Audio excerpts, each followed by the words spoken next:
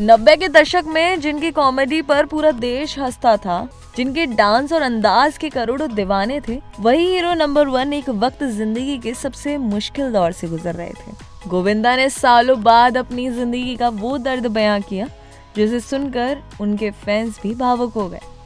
एक पॉडकास्ट में गोविंदा ने बताया कि उनकी मां के निधन के बाद वह इतने टूट गए थे कि उनके मन में आत्महत्या के विचार आने लगे थे।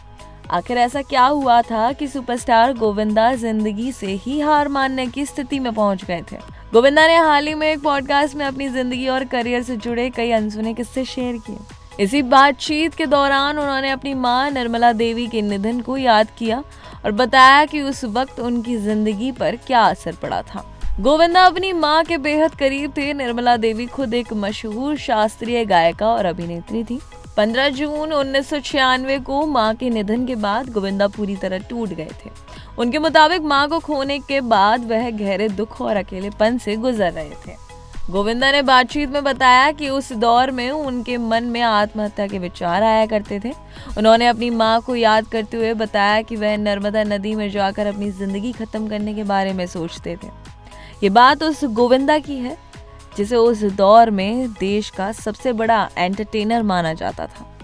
बाहर से गोविंदा की जिंदगी भले ही सफलता से भरी नजर आती थी, लेकिन अंदर से वही अपनी मां को खोने के दर्द से जूझ रहे थे।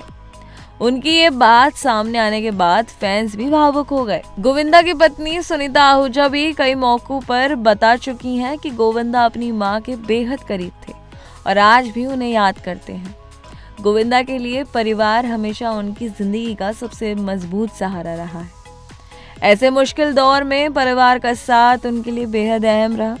आज जब गोविंदा अपनी जिंदगी के उस दौर को याद करते हैं तो उनकी बातों से साफ महसूस होता है कि मां को खोने का दर्द उनके दिल में आज भी गहरा है।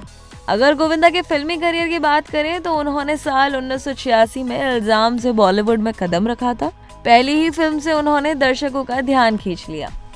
इसके बाद गोविंदा ने लगातार कई हिट फिल्मों में काम किया और 90 के दशक तक वह हिंदी सिनेमा के सबसे लोकप्रिय सितारों में शामिल हो गए।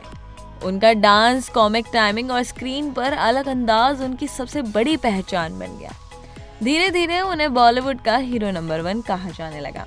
90 के दशक में गोविंदा की फिल्मों का अलग ही क्रेज था। कुली number 1, hero number 1, Raja Babu, साजन चले ससुराल और हसीना मान जाएगी जैसी फिल्मों ने उन्हें सुपरस्टार बना दिया।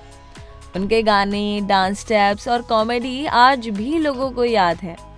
एक दौर ऐसा था जब गोविंदा की फिल्म रिलीज होना अपने आप में किसी बड़े इवेंट से कम नहीं माना जाता था। लेकिन इस चमकती हुई जिंदगी के पीछे उनका एक ऐसा निजी संघर्ष भी था जिसके बारे में उन्होंने अब खुलकर बात की है। गोविंदा ने 11 मार्च 1987 को सुनीता आहूजा से शादी की थी। दोनों के 2 बच्चे हैं, बेटी टीना आहूजा और बेटा यशवर्धन आहूजा। गोविंदा कई बार बता चुके हैं कि उनके जीवन में परिवार की भूमिका बेहद अहम रही है। कामयाबी हो या मुश्किल वक्त, उनका परिवार हमेशा उनके साथ खड़ा रहा। यही वजह है कि आज भी गोविंदा अपने परिवार को अपनी जिंदगी की सबसे बड़ी ताकत मानते हैं। एक तरफ पर्दे पर लोगों को हंसाने वाला सुपरस्टार गोविंदा और दूसरी तरफ जिंदगी में ऐसा दौर जब अपनी मां को खोने का गम उन्हें अंदर तक तोड़ चुका था। गोविंदा का ये खुलासा याद दिलाता है कि किसी इंसान की मुस्कुराहट के पीछे भी गहरा दर्द छिपा हो सकता है। आज गोविंदा अपनी जिंदगी में आगे बढ़ चुके हैं और अपने परिवार के साथ हैं। उनकी इस कहानी ने एक बार फिर साबित किया कि मुश्किल से मुश्किल दौर भी गुजर सकता है। जरूरत है अपनों के साथ और मदद का हाथ थामे रखने की।